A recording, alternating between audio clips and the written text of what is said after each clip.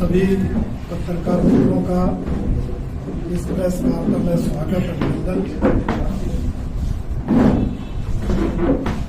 Bharatiya Janata party का आरोप है कि हिमाचल प्रदेश के मुख्यमंत्री सुखविंदर सिंह सुक्खू जी लगातार प्रदेश की जनता को गुमराह कर रहे हैं।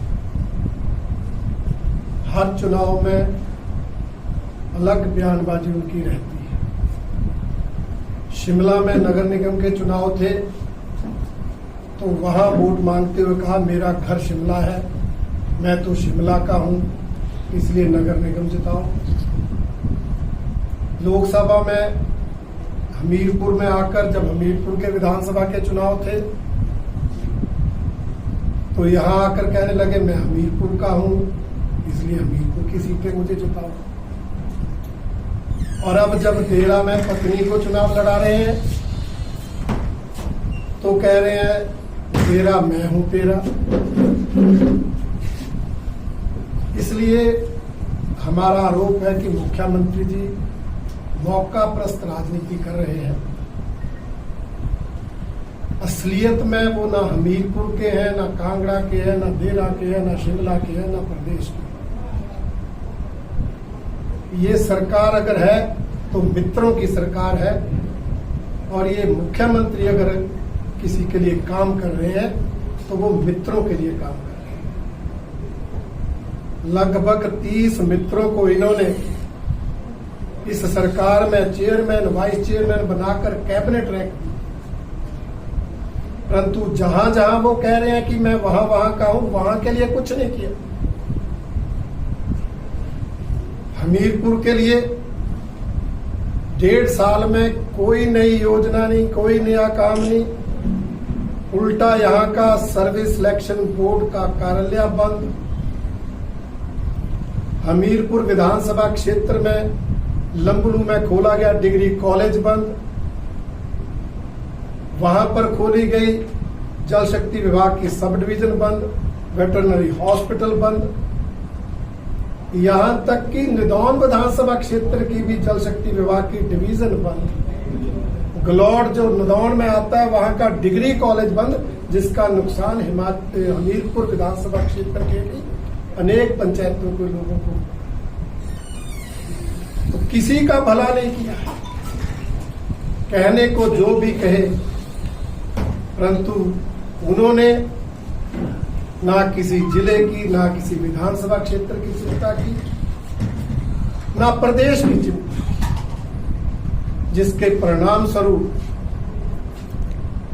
अभी हाल ही में संपन्न लोकसभा चुनाव में 68 में से 61 विधानसभा क्षेत्रों पर भारतीय जनता पार्टी को जीत।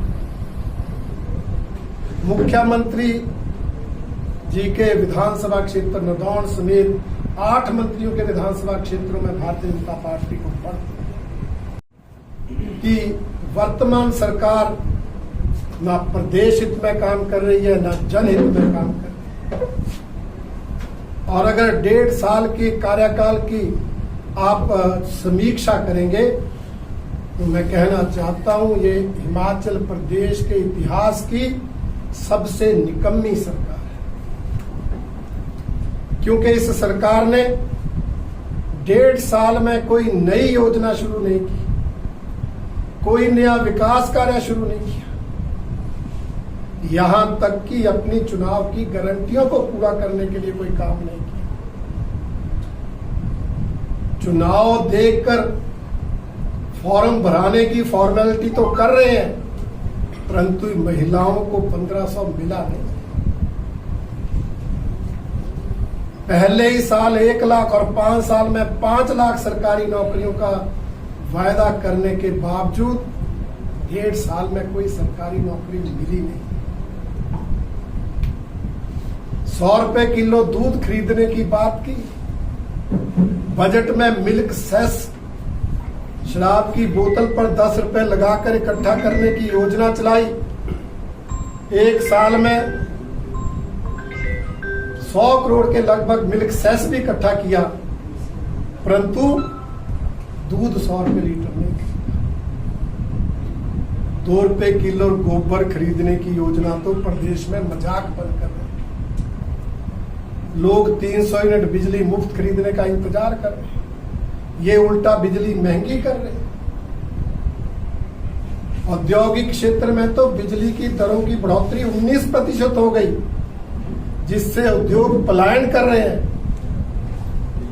बेरोजगारी बढ़ने का कारण वो बन रहा है। इसलिए मैंने कहा ये सरकार इतिहास की सबसे निकम्मी सरकार है। और जो जनाजा इस 1.5 साल में कानून व्यवस्था का निकला है, वो शायद ही किसी प्रदेश में इतने कम कार्यकाल में। आज हिमाचल प्रदेश में आपराधिक तत्व, असामाजिक तत्व शरेआम घूम रहे हैं। कानून का डर नहीं, पुलिस का डर नहीं, सरकार का डर नहीं। चंबा से शुरू हुआ हत्याओं का दौर आज बिलासपुर तक पहुंच गया। शरेआम दिन दहाड़े हत्याएं हो रही हैं और सरकारी दबाव के बाद हत्याओं को आत्महत्याओं में बदला जा रहा है, जिसके कारण आपराधिक तत्वों के हौसले बढ़ रहे हैं। परिणाम स्वरूप दिन दहाड़े गोलियां चल रही हैं। बिलासपुर की घटना आपने सुनी। जिला मुख्यालय में, कोर्ट परिसर में, डीसी और एसपी ऑफिस से 100 मीटर की दूरी पर कांग्रेस के नेता, पूर्व विधायक के बेटे द्वारा हायर किए गए शूटर शरेआम गोलियां चलाते हैं। एक व्यक्ति घायल हो जाता है और पुलिस अभी तक कार्रवाई नहीं कर रही।